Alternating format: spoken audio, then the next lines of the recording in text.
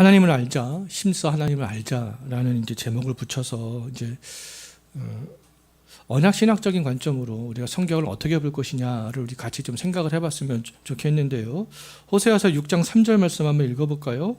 그러므로 우리가 여호와를 알자, 힘써 여호와를 알자. 그의 나타나심은 새벽빛같이 어김없나니 비와 같이 땅을 적시는 늦은 비와 같이 우리에게 임하시리라 하니라. 자, 여기서 여호와를 알자, 힘써 여호와를 알자라고 했잖아요. 하나님을 아는다는 것은요, 지식으로 아는 것이 아니잖아요. 마음으로 아는 것을 말합니다. 우리가 마음을 다해서 하나님을 알아야 된다라고 말씀하고 있고요. 그래서 그의 나타나심은, 하나님의 나타나심은 새벽빛같이 어김이 없다. 새벽은 항상 오잖아요. 그것처럼 하나님께서는 반드시 나타나신다. 반드시 오신다라는 그런 확신 가운데 말씀을 하고 있습니다. 그리고 땅을 적시는 늦은 비와 같이 우리에게 임하신다. 땅을 적시는 늦은 비는요, 수확을 앞두고 내리는 그런 비가 되겠습니다. 그래서 수확을 풍성하게 하는 것이죠. 그래서 수확을 풍성하게 하는 비처럼 하나님이 우리에게 충만하게 임하신다라는 겁니다. 그래서 우리는 이 하나님을 우리 마음을 다해서 힘써 알아야 된다. 하나님은 반드시 나타나기 때문에, 하나님은 풍성하게 우리에게 임하시기 때문에 그렇다라는 겁니다. 그러면 이제 1번이요. 우리는 하나님을 알아야 됩니다. 하나님을 알아야 되는 이유가 뭐겠습니까? 하나님을 우리가 알아야 되는 이유는 뭐냐면, 하나님은 창조주요, 주권자요, 심판주 하나님이잖아요. 그래서 우리에게 풍성한 은혜를 주시는 그런 분이기 때문에 우리가 하나님을 알면 알수록 하나님이 주시는 그런 은혜를 더욱더 풍성하게 경험할 수 있습니다. 그렇기 때문에 우리는 하나님을 힘써 알아야 되는 것이죠. 그리고 두 번째는요, 하나님을 알지 못하면 어떻게 되겠습니까? 진노의 심판을 받을 수밖에 없어요. 지금 호세아 선지자가 북이스라엘 백성들을 향하여서 이렇게 목 놓아 외치고 있는데 사람들은 하나님을 아는데 관심이 없었습니다. 그 결과 어떻게 돼요? 북이스라엘이 아수르에게 멸망당하잖아요. 그래서 우리가 하나님을 알아야 되는 이유는요, 하나님의 은혜를 풍성히 누리기 위해서. 하나님을 알지 못하면 우리 진노의 심판을 피할 수가 없기 때문에 그렇습니다. 그러면 우리가 어떻게 하나님을 알 수 있느냐라고 했을 때, 하나님을 알 수 있는 방법은 한마디로 계시로 알 수 있습니다. 이것은 우리에게, 계시는 이미 우리 성도들에게는 익숙한 단어잖아요. 계시는 하나님이 누구인지를 인간에게 스스로 나타내시는 겁니다. 그 하나님이 스스로 우리 인간에게 나타내시기 전까지 우리 인간은 하나님을 알 수가 없어요. 하나님이 스스로 자기 자신이 누구인지를 짜내고 나타내실 때 인간은 비로소 하나님을 알 수 있습니다. 그래서 우리가 하나님을 어떻게 알 수 있어요? 계시로 알 수 있어요. 하나님이 스스로 우리 인간에게 나타나실 때 알 수 있습니다. 인간에게 하나님께서 주신 계시가 있는데요, 크게 두 가지가 있습니다. 이런 용어들도 우리에게 이미 익숙한 용어들이잖아요. 첫 번째로는 일반 계시, 자연 계시라고도 말을 하는데요, 이 일반 계시에는 두 가지가 있어요. 내재적 자연 계시가 있습니다. 이 내재적 자연 계시는 뭐냐 하면 우리 인간의 본성 안에, 이렇게 본성적으로 하나님을 알 수 있는 그런 마음들이 우리 안에 있다라는 거예요. 우리의 본성 안에 있습니다. 그래서 이 칼빈은, 그래서 이것을 종교의 씨앗이다, 신의식이다 라고 얘기를 하기도 했습니다. 그러니까 모든 인간에게는 하나님께서 창조물이기 때문에 이미 신을 향한 그런 마음들이 인간의 본성 가운데는 다 있다라는 것이죠. 이거에 대한 증거로 고대 사회에서부터 다 원시 종교들이 있잖아요. 동물을 섬기고, 뭐 자연 만물 태양을 섬기고, 왜 사람들이 가르쳐주지도 않았는데 세상에 퍼져 있는 모든 부족들이 왜 다 이런 신의식, 이런 종교성들을 왜 가졌겠습니까? 그 이유는 바로 여기 있어요. 하나님의 창조물이기 때문에 본성적으로 신을 향한 의식들이 모든 사람들에게는 다 있다라는 거죠. 자, 두 번째로는 이제 외부적 자연 계시인데요. 이 외부적 자연 계시는 뭐냐 하면 하나님이 창조하신 자연 만물을 보고 알 수 있다라는 겁니다. 이 자연 만물, 아름다운 자연 만물, 이거 누가 만들었지? 야, 자연 만물 대단한데? 이거? 그 사람들이 이렇게 감탄하기도 하잖아요. 그래서 자연 만물을 보면서 하나님을 알 수 있도록 했다라는 거죠. 자, 두 번째, 이제 자연 계시가 계시가 있는데 특별 계시가 되겠습니다. 특별 계시는 초자연 계시라고도 하는데요. 이것은 성경이 되는 거잖아요. 영감된, 성령에 감동된 성경의 저자들이 오리 없이 기록된 이 성령의 감동으로 기록이 되어졌기 때문에 오류가 없다라고 말할 수가 있습니다. 그래서 우리는 이 성경을 통하여서 하나님을 알 수가 있는 것이죠. 하나님을 알 수 있도록 인간에게 계시한 방법이 뭐라는 겁니까? 인간의 본성, 원래는 또 이 자연 만물, 그 다음에는 뭐라는 거예요? 이 성경, 이것을 통하여서 하나님을 알 수 있게 했다라는 겁니다. 자, 이제 세 번째요. 근데 이 중에 우리가 집중해야 될 계시가 있습니다. 그 집중해야 될 계시는 뭐냐 하면 이 성경이에요. 성경. 이 성경이 하나님을 가장 정확하게 알려준다라고 말할 수 있어요. 우리의 본성적으로 하나님을 알 수 없죠. 자연 만물을 보고서 하나님을 알 수 없습니다. 이제 하나님을 정확하게 알 수 있는 것은 이 성경밖에 없다라는 건데, 그 이유는 뭐냐라고 했을 때, 왜 하나님께서 이렇게 내재적 자연, 외부적 자연, 특별 계시를 주셨음에도 불구하고 왜 지금은, 왜 이제는, 왜 이 특별 계시를 통해서만 하나님을 알 수 있느냐라고 질문할 수 있잖아요. 그 질문의 답은 뭐냐면 아담의 타락 때문에 그렇습니다. 아담의 타락 때문에. 그럼 아담이 타락한 이후에 어떤 결과가 발생했길래 왜 일반 계시로는 하나님을 알 수 없게 됐느냐라는 거잖아요. 자, 첫 번째, 아담이 타락이 가져온 결과가 뭐냐면 인간의 전적 부패와 전적 무능력이 되겠습니다. 전적 부패라는 것은 뭐예요? 인간이 모든 것이 다 부패했다라는 겁니다. 우리 전인격, 우리 인간답게 하는 우리 인간의 전인격 있잖아요. 지성, 감성, 의지, 이 전인격이 다 부패했습니다. 그래서 이제 우리의 전인격으로는 하나님을 알 수 없게 되었다라는 것이죠. 만약에 우리의 전인격 중에 단 한 군데라도 부패하지 않은 것이 있다라고 하면 그 한 군데로 하나님을 알 수 있는데 그렇지 않다라는 겁니다. 우리의 지성 부패했어요. 우리의 감정 부패했습니다. 우리의 의지 부패했어요. 그래서 하나님을 알 수 없게 되었어요. 그 다음에 전적 무능력. 우리가 전적 부패했기 때문에 우리는 전적으로 무능력합니다. 뭐에 대해서 전적으로 무능력해요? 하나님을 기쁘게 하실 수 있는 것에 대해서 무능력하게 되었습니다.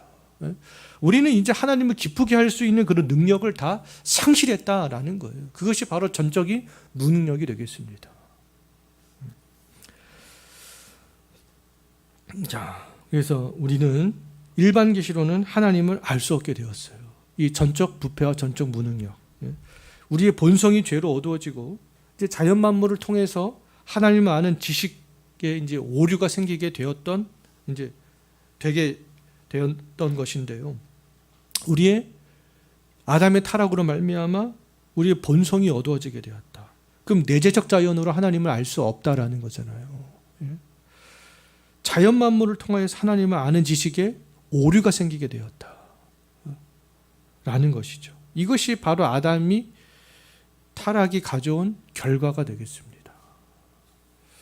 자, 아담의 타락 이후에 이제 특별 계시를 통하여서 하나님을 온전히 알 수 있다라는 거. 우리가 하나님을 알자, 힘써 하나님을 알자라고 했을 때 그 뭐에 집중해야 된다라는 겁니까?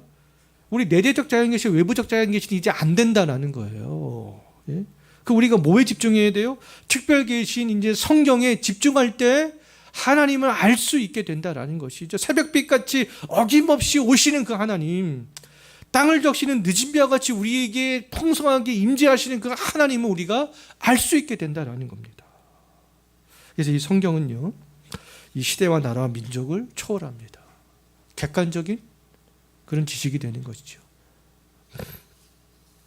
그럼 성경이 기록되기 전에, 그럼 성경이 기록되기 전에는 어떻게 된 것이냐? 모세가 모세오경 창세기부터 신명기까지 기록했잖아요. 모세가 그럼 성경을 기록하기 전에는 어떻게 됐느냐라고 했을 때, 그러니까 성경이 기록되기 전에는요, 일정 기간 동안에는 하나님께서 특별한 사람들에게 여전히 초자연 계시를 부여했던 것들을 우리 성경을 보면 알 수가 있습니다. 그래서 하나님께서는 이 노아와 같은 사람에게, 아브라함과 같은 사람에게, 또 모세와 같은 사람에게 초자연 계시를 부여를 해서 하나님을 알 수 있도록 하셨던 것이죠. 근데 이제 성경이 기록된 이후에는 우리 모든 사람들은 이제 무엇을 통해서 하나님을 알 수 있어요? 성경을 통해서 하나님을 알 수 있다라는 겁니다. 자, 이제 다섯 번째인데, 이제 바른 성경 해석. 그러니까 바른 성경 해석이 필요하다라는 거 아니겠어요? 왜 그렇습니까? 이단도 성경들을 보기 때문에 그렇습니다. 근데 이단이 성경을 보고 하나님을 가르치는 것과 바른 해석 가운데 성경을 보고 하나님을 가르치는 것이 다르잖아요. 우리가 하나님을 온전히 알기 위해서, 바르게 알기 위해서는 그래서 이렇게 바른 성경 해석이 필요하다라는 겁니다.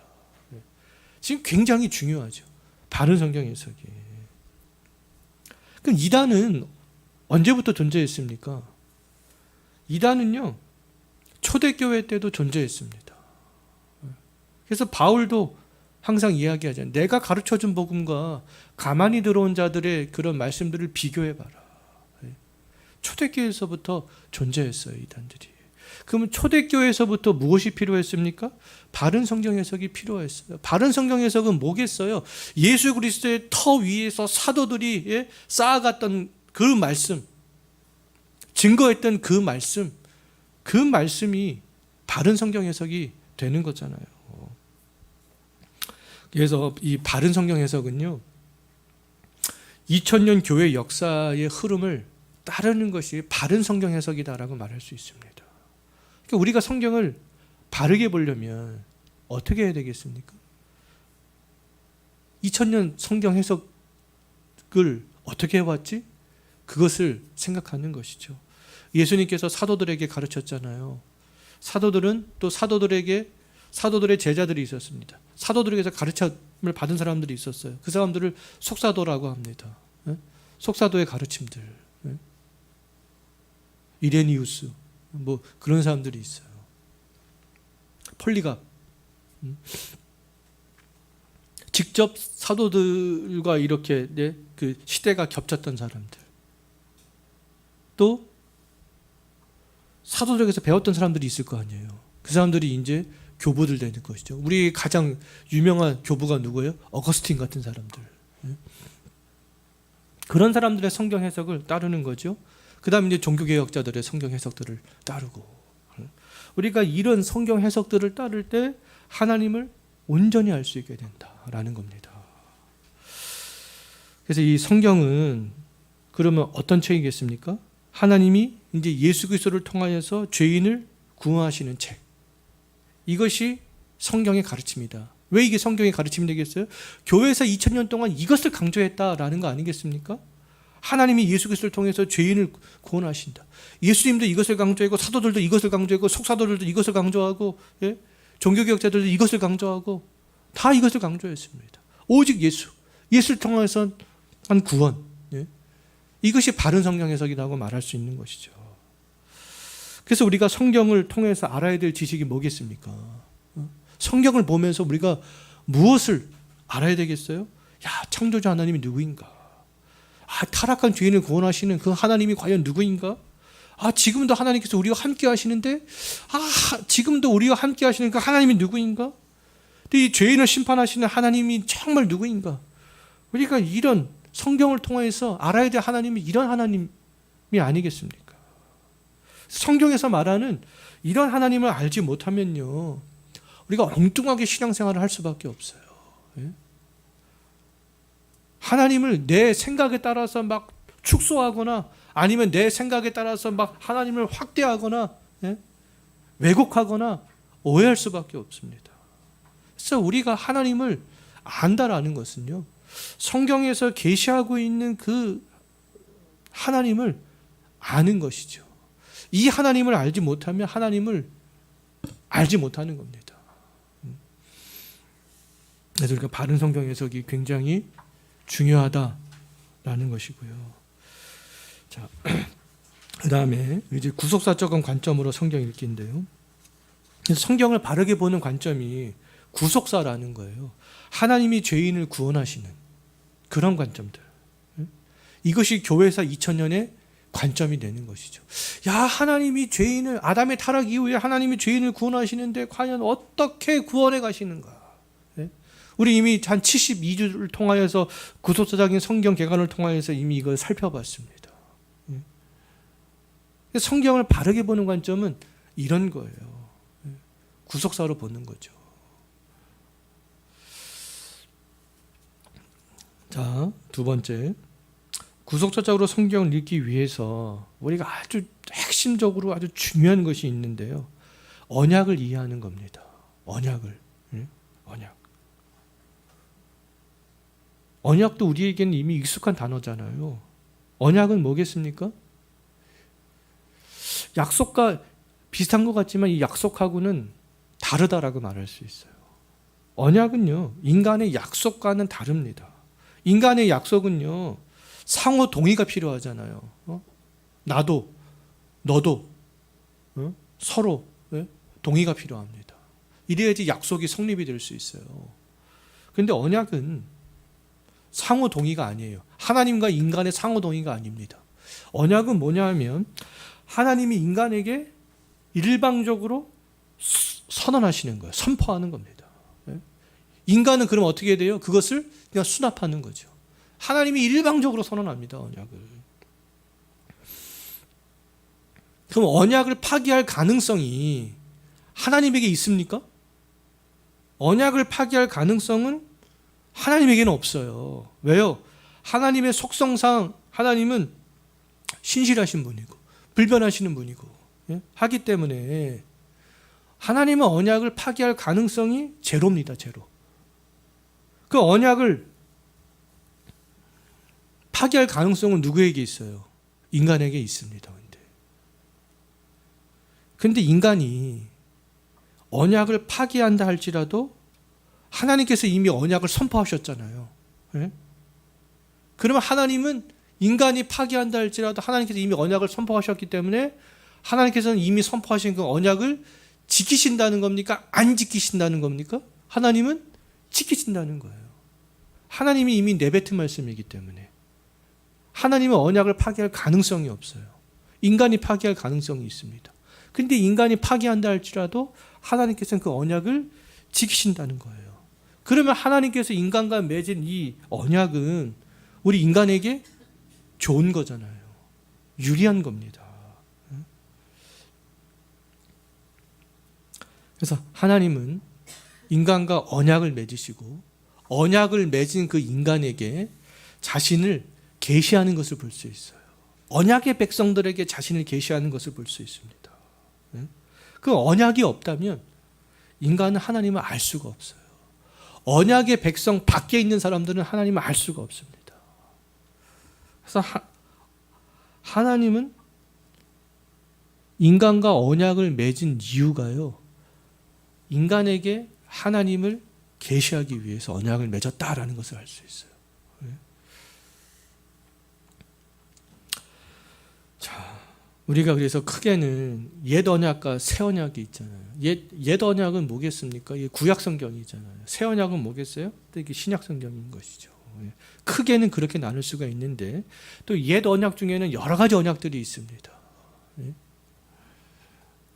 새 언약은 예수 그리스도인데요. 새 언약은 최종적인 언약이 되는 거예요. 이제는. 자, 7번째. 그럼 언약. 하나님은 성경을 통해서 자기를 계시하시는데 성경에서는 하나님께서 자기와 언약을 맺은 사람에게 또 특별히 계시하시는구나 라는 것을 알 수 있잖아요. 그럼 성경에 나타난 그 언약들이 뭐가 있느냐라고 했을 때 첫 번째로는 행위 언약이 있습니다. 또 크게는 두 번째로는 어떤 언약이 있어요? 은혜 언약이 있어요. 언약의 두 종류는 뭐라는 겁니까? 행위 언약과 은혜 언약이 있다. 행위 언약은 한 가지밖에 없고 은혜 언약 안에는 여러 가지가 있습니다. 예.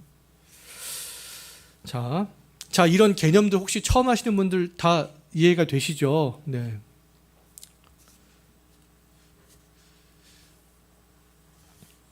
지금 이렇게 성도님들이 이렇게 쫙 배우고 이거를 잘 정리를 하시면요, 신대원 다니는 학생들보다 더 높은 수준에 있습니다. 예, 실제로 신대원을 다니는 그 신학생들보다, 신학생들 못지않은 더 높은 수준에 있다는 것은 신학생들도 정말 공부를 아주 열심히 해야 이 수준까지 올 수 있어요. 공부를 열심히 하고 요약하고 또 자기가 공부하고 또 공부하고 또 요약해야 사실은 이렇게 올 수 있습니다. 근데 성도님들, 집사님들은 이거 잘 따라오시고 잘 정리해 놓으시면 정말 이 상당한 이 수준에 올 수 있어요. 자, 행위 언약인데요. 이것을 왜 행위 언약이라고 했냐면 언약의 이 성립 조건이 인간의 행위에 달려있기 때문에 그렇습니다. 그래서 이것을 신학자들이 행위 언약이다 이렇게 용어를 정립한 거죠. 행위 언약 한번 읽어볼까요? 창세기 2장 16절, 17절 한번 다 같이 한번 읽어보겠습니다. 여호와 하나님이 그 사람에게 명하여 이르시되 동산 각종 나무의 열매는 내가 임의로 먹되 선악을 알게 하는 나무의 열매는 먹지 말라. 내가 먹는 날에는 반드시 죽으리라 하시니라. 여기서 조건이 있잖아요. 행위 언약이 성립하려면은 어떤 조건이 있어야 되는데, 인간의 행위에 달려있는 그런 조건이 있어야 되는데, 조건이 뭐였습니까? 하나님께서 이렇게 언약을 말씀하시면서 조건을 거셨죠. 동산 각종 나무의 열매는 내가 임의로 먹되 선악을 알게 하는 나무의 열매는 먹지 말라. 먹지 말라. 내가 먹는 날에는 어떻게 된다고 말씀하고 있어요? 반드시 죽으리라. 조건은 순종이에요. 선악을 알게 하는 나무를 먹지 않는 겁니다. 근데 아담이 어떻게 했어요? 순종하지 못했잖아요.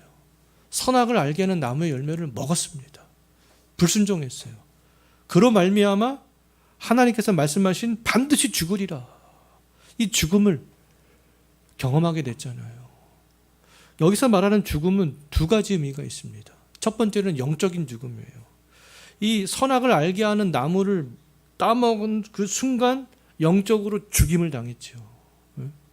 또 육신적인 죽음도 여기는 포함이 되어져 있는 거예요. 어떤 사람들은 반드시 죽으리라는데 아담하고 하와 안 죽었는데요. 그 뭐 900살 넘게 살았는데요. 이렇게. 근데 죽었습니다. 첫 번째 죽음은 영적인 죽음이에요. 하나님과 관계가 단절되는 게 영적인 죽음이잖아요. 그 다음에 이제 육신의 생명의 죽음. 죽음이라고 했죠. 우리는 이 두 가지를 생각을 할 수가 있어야 됩니다.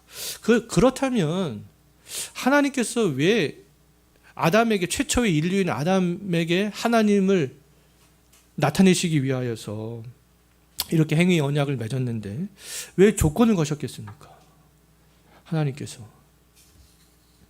조건을 안 걸면 안 되나요? 그냥 동산 각종 나무의 열매만 따먹게 하고 왜 선악을 알게 하는 나무의 열매는 만들지 않아주셨으면 안 되나? 근데 조건을 거신 이유가 있습니다. 이렇게. 그 이유는 뭐냐면 하나님은 창조주요, 인간은 피조물임을 알게 하기 위하여서 이 선악을 알게 하는 나무를 어디에다가 두셨어요? 아주 동산 중앙에 가장 잘 보이는 곳에 이 나무를 하나님께서 두셨던 것이죠. 그러니까 아담은 잘 먹고 잘 살면서도 눈만 돌리면 무엇이 보였어요? 선악을 알게 하는 나무가 보였습니다. 그것을 볼 때마다 하나님을 생각할 수 있었죠. 하나님이 나에게 저거 먹지 말라 그랬는데, 또 뭐 하다가 딱 보면 하나님이 나에게 저거 먹지 말라 그랬는데, 계속 창조주 하나님과 인간의 피조물의 관계를 계속 그 나무를 보면서 생각할 수가 있었던 거예요. 근데 아담은 이 조건을 지킬 수 있는 능력이 있었어요, 없었어요? 행위 언약을? 있었습니다. 왜요? 아담은 무죄한 상태였기 때문에, 죄가 없는 상태였기 때문에 지킬 수 있는 능력이 이미 있었어요. 충분히 지킬 수 있었습니다.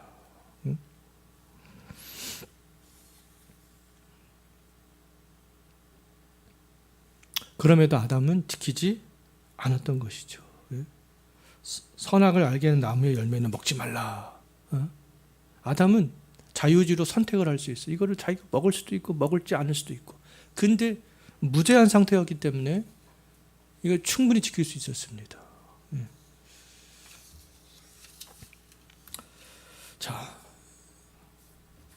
근데 행위 언약은 아담의 불순종으로 말미암아 깨지게 되었습니다. 그럼 하나님께서 더 이상 인간에게 자기를 계시하지 않으실까? 그렇지 않다라는 것이죠. 하나님께서는 이제 은혜 언약을 인간과 맺으시는 것을 볼 수 있습니다. 타락한 죄인에게 이 은혜 언약도 이제 일방적으로 주어지는 것을 볼 수 있어요. 이것은 이제 조건도 없습니다. 왜 하나님께서 조건을 두시지 않으시겠어요? 이제 인간에게 무엇이 있어요? 죄가 있기 때문에. 아담은 무죄한 상태에서도 못 지켰는데 우리 인간에는 이제 죄가 있잖아요. 그래서 하나님께서 이제 조건을 거시지 않아요. 그렇기 때문에 이것을 무슨 언약이라고 하는 거예요? 은혜 언약. 근데 이것도 인간이 불순종할지라도 이 은혜 언약이 유효한 것을 볼 수 있어요. 그래서 첫 번째로 우리가 흔히 원시복음이라고도 얘기하는데 이 원시복음도 은혜 언약이라고 말할 수가 있겠습니다. 하나님께서는 아담이 타락한 즉시 은혜 언약을 맺었습니다. 한번 읽어볼까요? 창세기 3장 15절이요.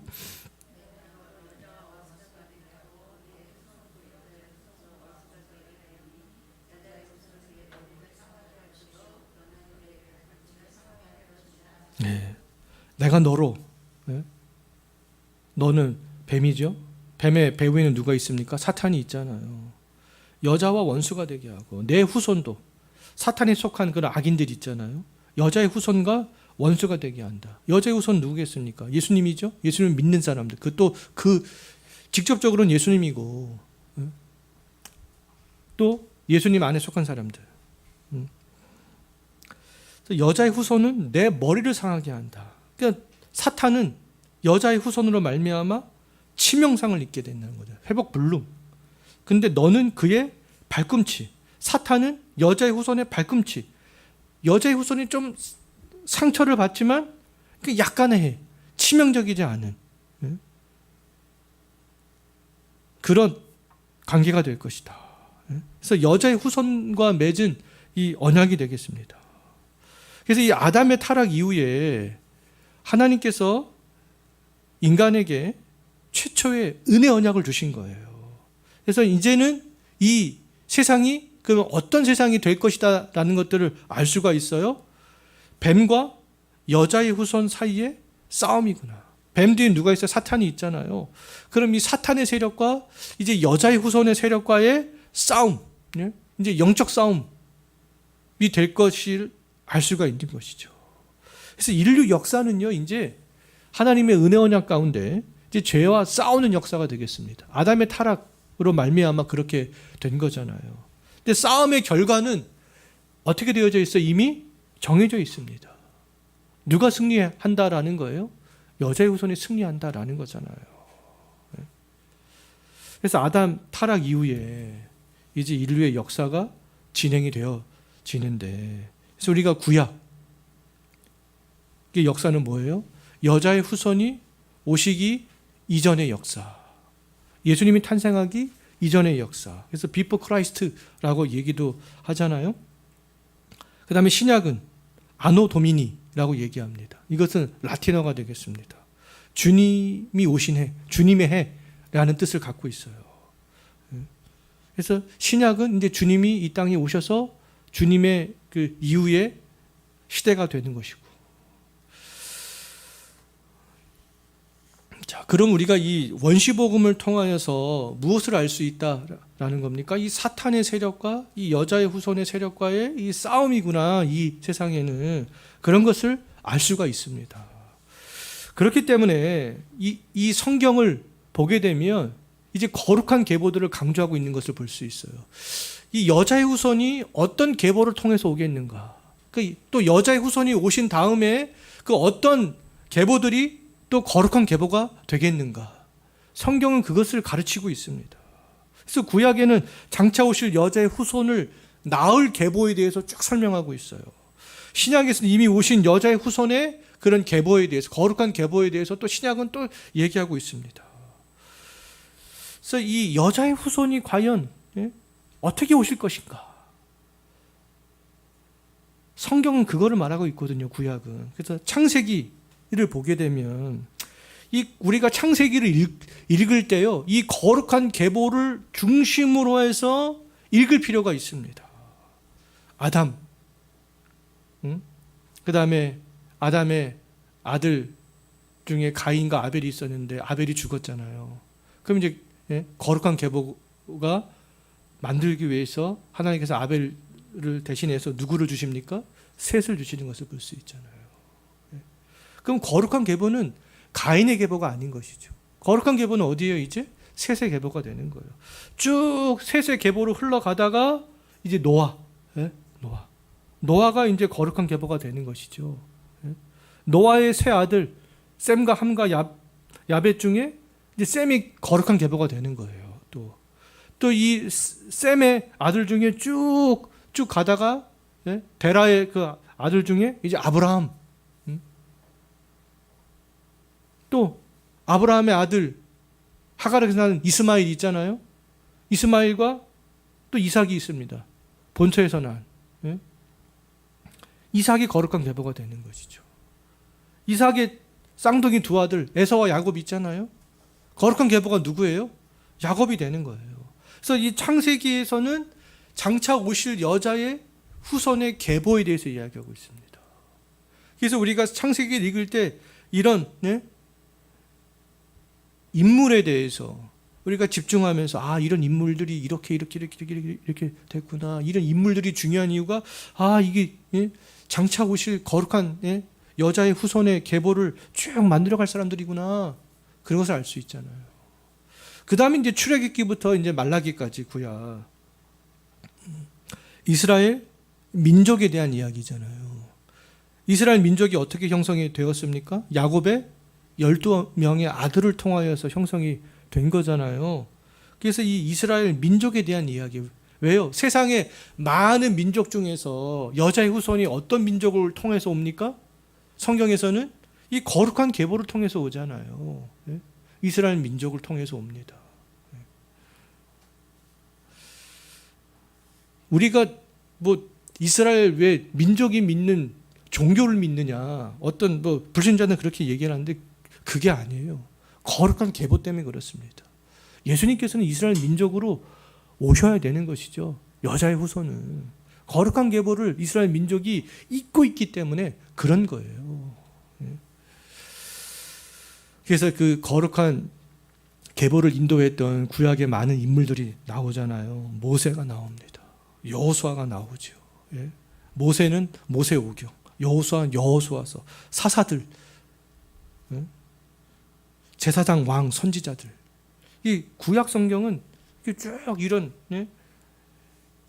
인도자 중심, 민족 중심, 그것에서 하나님께서 어떻게 그들을 구원하려고 했는가. 그러니까 이것을 보면 하나님께서 죄인을 구원하시는 그런 방식에 대해서 잘 알 수 있습니다. 그래서 이제 신약은 이제 교회를 중심, 이미 이제 여자의 후손이 이런 계보를 통하여서 오셨잖아요. 그 계보를 잇는 그런 백성들이 누구라는 겁니까? 이제 교회를 중심으로 해서 모이는 성도들이 되는 것이죠.